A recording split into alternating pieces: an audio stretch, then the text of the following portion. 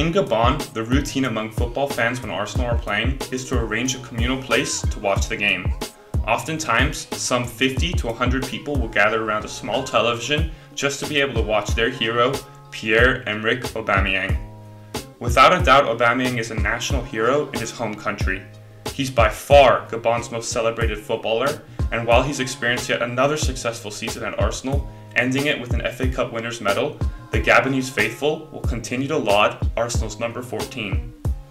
Gabon are currently ranked 83rd in the FIFA rankings, and while Aubameyang has made 63 appearances for the national team, it's not often the striker returns to play in his home country. When he does, however, he carries the entire team and nation on his back. The concept of Aubameyang carrying his team is a familiar one at Arsenal. Since he signed from Dortmund in January 2018, he has lifted the Gunners. His FA Cup performance last Saturday epitomized everything he's done for Arsenal since he's arrived. Now, however, Aubameyang enters the most important summer of his career. With less than 12 months remaining on his current contract, his future is in the spotlight. Whether or not the Arsenal captain will sign a new contract is unknown. What is for sure, however, is that in Aubameyang's 2 years at the club, he's been a joy to watch.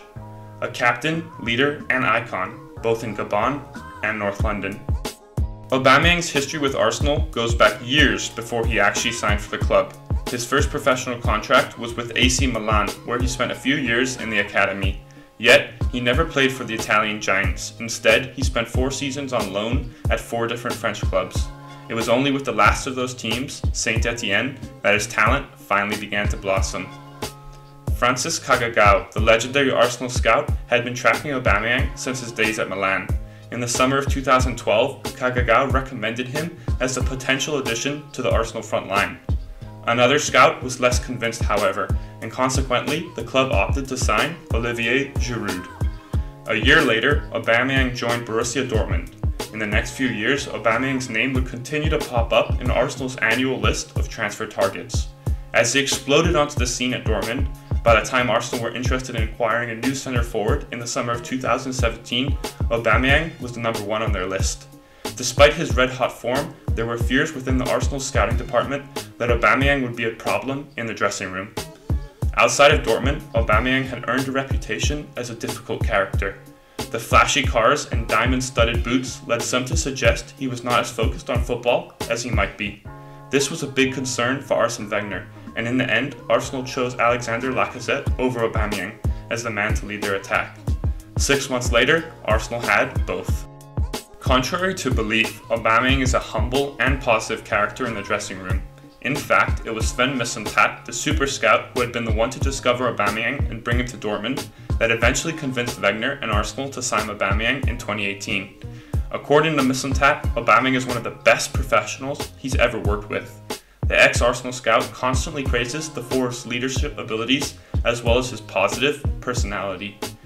For a player who arrived with a reputation, since signing for Arsenal, Aubameyang's attitude and performances had been faultless.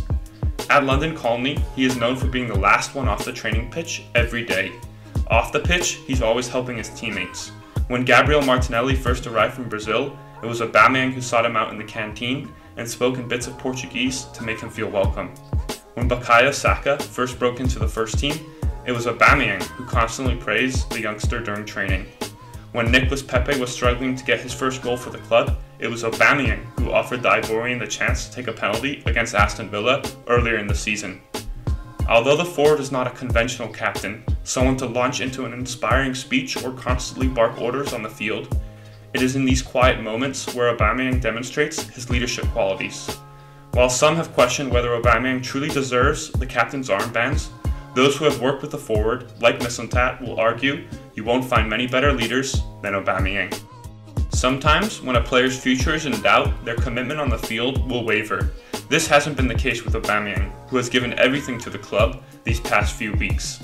It's understood that he's loved working with Mikel Arteta, a factor emphasized with his social media post with the Spaniard after the FA Cup final on Saturday. It's also understood that talks with Aubameyang have been positive. Both parties have shown a willingness to reach an agreement.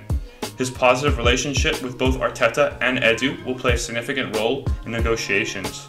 One thing is for sure, from the outside, Aubameyang doesn't look like a player destined to leave.